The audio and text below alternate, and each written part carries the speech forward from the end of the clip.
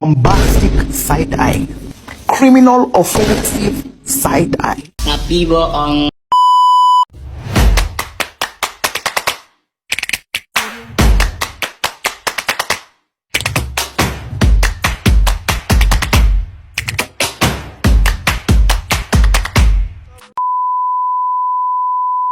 Assalamualaikum warahmatullahi wabarakatuh.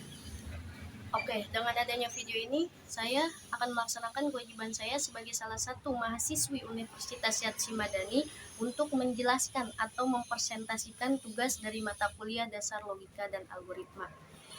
Sebelumnya, perkenalkan, saya atas nama Siti Mutia Rahma dengan NIM 2305042, tugas mata kuliah dasar logika dan algoritma, dosen pengampu Bapak Ihsan Maulana Eskom MTI.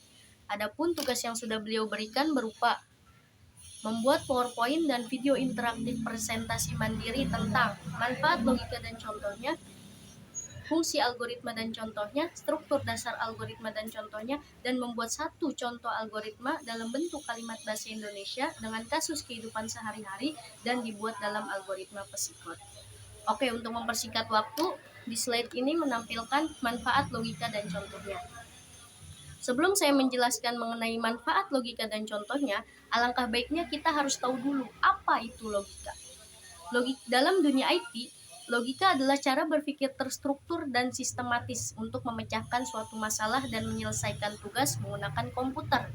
Logika pun menjadi dasar yang krusial dalam berbagai aspek pemrograman dan pengembangan perangkat lunak. Nah, kalau begitu manfaat logika itu ada apa aja sih? Yang pertama, meningkatkan kemampuan berpikir kritis. Yang kedua, meningkatkan kualitas pengambilan keputusan. Dan yang ketiga, meningkatkan pemahaman diri dan orang lain. Adapun contohnya, kita dapat menilai informasi, mana yang akurat dan mana yang tidak. Yang kedua, kita dapat memecahkan masalah. Dan yang ketiga, kita dapat mengambil keputusan dengan terukur dan mantap. Next, fungsi algoritma dan contohnya. Sama seperti slide sebelumnya, alangkah baiknya kita harus tahu dulu apa itu algoritma, baru ke fungsi algoritma dan contohnya. Algoritma dalam dunia IT adalah rangkaian instruksi atau langkah-langkah logis yang berurutan untuk memecahkan masalah atau mencapai tujuan tertentu. Algoritma pun menjadi fondasi dalam pemrograman komputer dan memegang peranan penting dalam berbagai aspek teknologi informasi. Adapun fungsi algoritma, yang pertama memecahkan masalah, yang kedua memudahkan otomatisasi, yang ketiga mempermudah komunikasi, dan yang keempat mengembangkan program komputer. Adapun contohnya, pencarian Google, pengenalan wajah, pengurutan data, dan konversi data. Next, struktur dasar algoritma dan contohnya. Yang pertama, sekuensial. Struktur sekuensial adalah struktur algoritma yang paling dasar dan mudah dipahami. Algoritma sekuensial terdiri dari langkah pertama hingga langkah terakhir, atau bisa dikategorikan berurutan.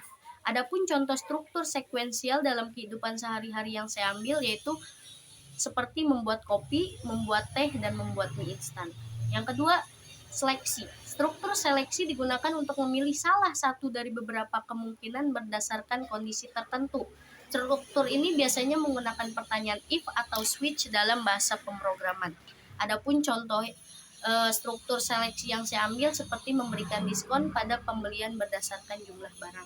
Yang ketiga, perulangan, looping. Struktur perulangan digunakan untuk menjalankan suatu blok kode secara berulang selama kondisi tertentu terpenuhi.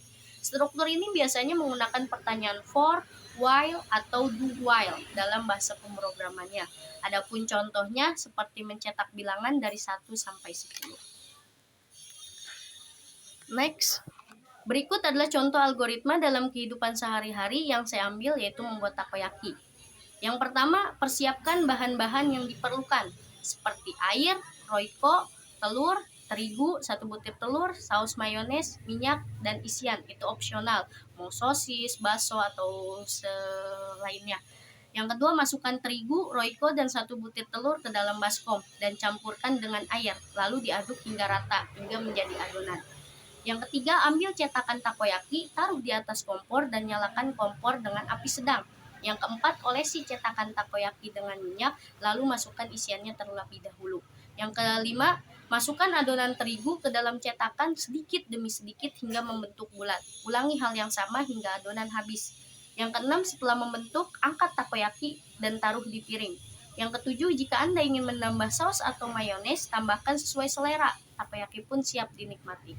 Yang kedelapan, hati-hati saat menikmati takoyaki karena takoyaki mungkin masih panas. Yang kesembilan, nikmati takoyaki dengan perlahan dan nikmati rasanya. Yang kesepuluh, setelah menikmati takoyaki, jangan lupa membersihkan peralatan yang tadi digunakan. Itulah contoh algoritma dalam kehidupan sehari-hari yang saya ambil, yaitu membuat takoyaki. Next, algoritma Pesikot. Ini adalah algoritma Pesikot dari algoritma kehidupan sehari-hari, yaitu membuat takoyaki.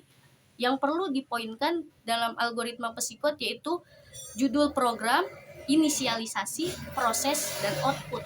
Dan inilah tampilan dari contoh algoritma Pesikot dalam algoritma membuat takoyaki. Kurang lebih seperti itu. Mungkin segitu saja presentasi dari saya, kurang lebihnya mohon dimaafkan. Wabillahi taufiq wal hidayah. Wassalamualaikum warahmatullahi wabarakatuh.